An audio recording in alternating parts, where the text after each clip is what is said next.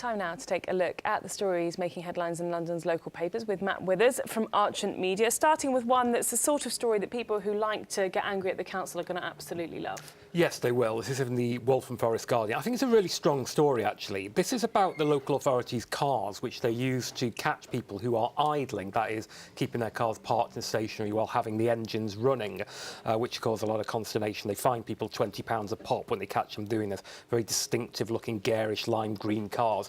Now it's turned out that these cars themselves have to keep their engines idling to run the batteries on their cameras. This was found out by one of their readers, but from a Freedom of Information request, this has been confirmed by the council. Melanie Briggs, who is a local resident, she saw one of these cars keeping its engine idling outside a school, which is one of the places they particularly cracked down on. She told them to turn the engine off. They grudgingly did.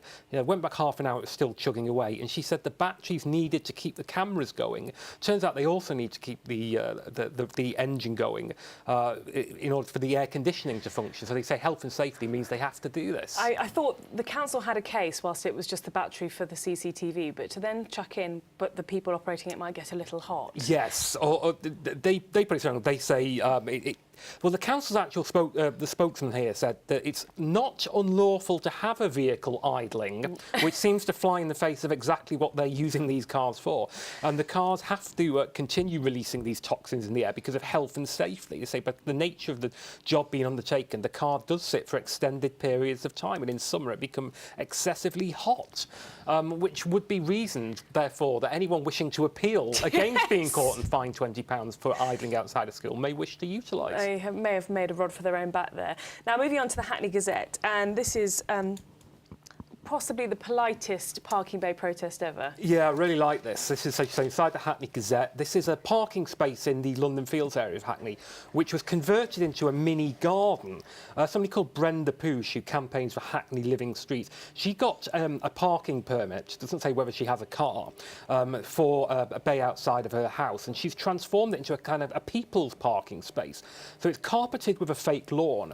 It's got a bench with two large plant pots either side, fitted with bars for chain their bikes to.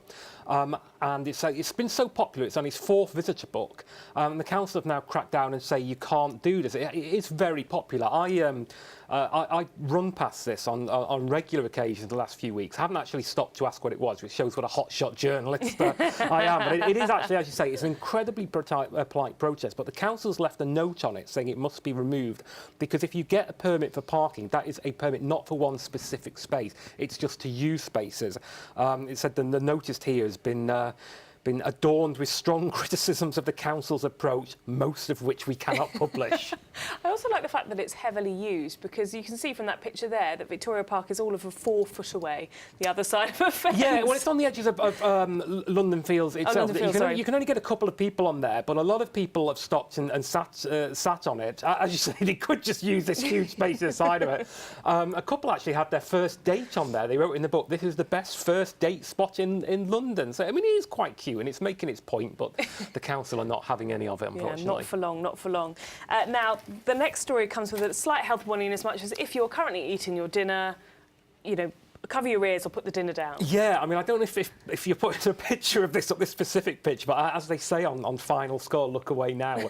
Ham and High, there you go. There's the headline. Man discovers dead rodent in Tesco salad. But this is a little bit above the kind of usual local paper bugs found in a salad. This made me retch, and I've got a pretty strong stomach here. This is a Kentish town architect, Guy Stansfield.